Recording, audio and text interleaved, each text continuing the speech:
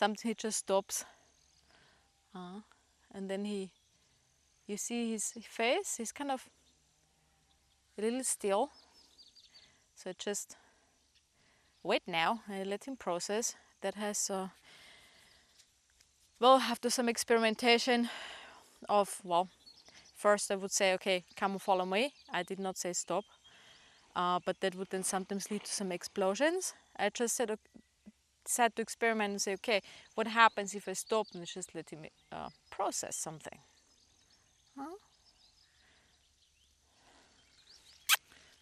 Just do not let him eat. No. And you can see how still he holds his head. When he looks somewhere, it's very slow and he stays stuck in that direction. He's barely blinking his eyes. And it's a really interesting form of introversion here, because, yeah, I think he's just thinking a whole lot. Amazing man. Yeah. And as funny as he can be, and as extrovert as he can also be in this really opposite energy. And I have the feeling, yeah, I need to allow him this processing time. Oh, Munchkin. And when he's in that frame of mind, he does not like me to touch him on his head, neck. But what he likes is if I go here and I just put my arm over his back. Sometimes he even asks for this kind of hug. And yeah, it looks like we're not doing much here. But you know, for now, my primary goal is that he gets really relaxed and confident and connected to me here in our work. And I'm not at all thinking it, oh, I want to get writing again. This kind of, it is in my head, but it's in a far distant focus. To have him there was a big sigh out and he can move again. Now we can continue. Huh? This is what I've been waiting for.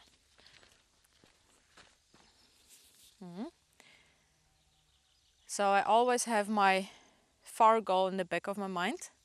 But I know if I don't have that foundation of connection and relaxation, him being able to process everything he sees here and hears and being away from the others, it's not going to be a safe thing to write him because, well, he can get very intense. Munchkin. So I hope you can see his starey look. Oh yes, I know why. There is a field with some fruit trees. And just before I had a session with Tara, there was a little deer with 2 kids. And just now I saw her walking between the trees, just a little bit, but I think he saw it too. Yeah, he's breathing out. Good Munchkin. So, and I'm with a horse like him, I'm always super aware about stones in my paper bag, about trigger stacking. Yeah. And the horse going introvert like this is indicating, hey, there are stones, and this is what happens before we have that explosion, you know. Yeah, there we go. Come. Yes. So you saw I did not lead him off straight forward. I just proposed, okay, let's walk off that direction, and he just follow. I'm just checking, can he follow? If he can't follow yet, then he's still too much processing his thoughts. Yeah. Huh? Can you walk next to me? Yes. Good Munchkin. Ja, mein Kleiner. So I feel if we have a sensitive horse, this period of reconnecting, establishing that foundation of connection and relaxation during those first few sessions is so crucially important. It's really building the soft skill much more than teaching task or advancing in the education, huh? Yeah. It's interesting that he chews the rope now again. He hasn't been mouthy in that way. Actually, last weeks, months. Yeah. But it seems like, come, they're doing something here. As he doesn't really know yet what to expect down here. He's not so familiar with that arena. it causes some sort of tension, anticipation, whatever it is, and that causes him to be mouthy again.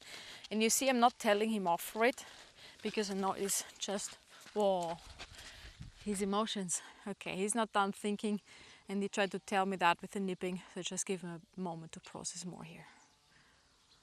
Oh, Munchkin. Yeah.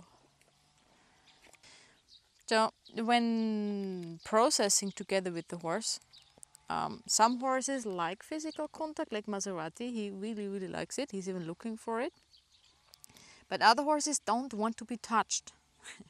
Okay, so in case you have a horse that doesn't want to be touched, just stand next to it, maybe turn your belly button a little bit away, and really focus on grounding yourself, and down regulating your own energy. If you stand next to your horse like a nuclear power station, like I can't wait until my horse has processed, the horse is going to feel that energy and will not be able to process. So it's really important that in that moment you empty your mind, and you do your best to really be in the moment and not think, oh, we should be doing this or that, or am I doing the right thing, or this is just about you and your horse having a good moment and working that foundation of connection and relaxation is in the long run really bringing you forward. Yeah, Munchkin. Because if you think about what is the reason for accidents or bugs or bolting and all that kind of stuff, and it's not about teaching a horse to not buck, because the reason for bucking with these kind of behaviors is when the horse loses connection, loses relaxation, and it's actually a venting of all this kind of tension and anticipating energy, fearful energy in a horse that vents in bucking, bolting, all these kind of behaviors we're afraid about. So if you teach a horse how to process, how to relax, how to downregulate, and you invest that time here, it's only gonna be super, super beneficial down the road.